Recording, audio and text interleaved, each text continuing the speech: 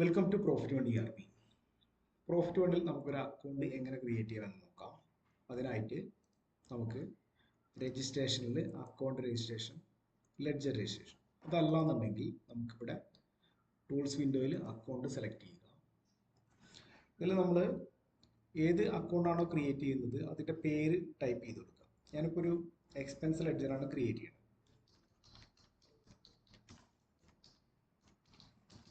Travelling expense എന്ന ഒരു ലെഡ്ജറാണ് ഞാൻ ക്രിയേറ്റ് ചെയ്യാൻ പോകുന്നത്. അക്കൗണ്ട് നെയിം ടൈപ്പ് ചെയ്ത ശേഷം എൻ്റർ ചെയ്യുക. അതിനുശേഷം ഏത് ഗ്രൂപ്പിൻ്റെ അണ്ടറിലാണോ ക്രിയേറ്റ് ചെയ്യുന്നത് ആ ഗ്രൂപ്പിൻ്റെ പേര് സെലക്ട് ചെയ്യുക. ഞാൻ ഇൻഡാറ്റ് എക്സ്പെൻസ് എന്ന ഗ്രൂപ്പാണ് സെലക്ട് ചെയ്യുന്നത്. സെലക്ട് ചെയ്ത് കഴിഞ്ഞാൽ ഓട്ടോമാറ്റിക്കായിട്ട് അക്കൗണ്ട് കോഡ് വരും. ആവശ്യമില്ലെങ്കിൽ അക്കൗണ്ട് കോഡ് ഒഴിവാക്കുക.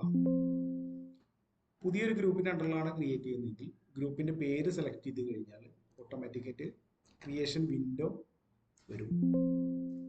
അവിടെ നമുക്ക് പുതിയ ഗ്രൂപ്പ് ക്രിയേറ്റ് ചെയ്ത് നമുക്ക് അക്കൗണ്ട് ക്രിയേറ്റ് ചെയ്യാം, ഗ്രൂപ്പ് ക്രിയേറ്റ് ചെയ്യാം. അതിനുശേഷം അക്കൗണ്ട് അതിനണ്ടറിൽ ക്രിയേറ്റ് ചെയ്യാവുന്നതാണ്.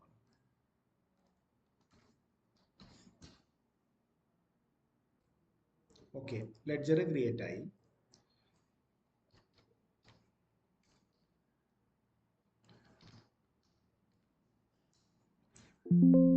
എന്തെങ്കിലും ചേഞ്ചസ് ഉണ്ടെങ്കിൽ ഗ്രൂപ്പ് മാറ്റാനോ അല്ലെങ്കിൽ അക്കൗണ്ട് നെയിം ചേഞ്ച് ചെയ്യാനോ ഉണ്ടെങ്കിൽ അക്കൗണ്ട് സെലക്ട് ചെയ്തതിനു ശേഷം ഗ്രൂപ്പ് ആണെന്നുണ്ടെങ്കിൽ ഗ്രൂപ്പിൻ്റെ പേര് സെലക്ട് ചെയ്ത് കൊടുക്കാം.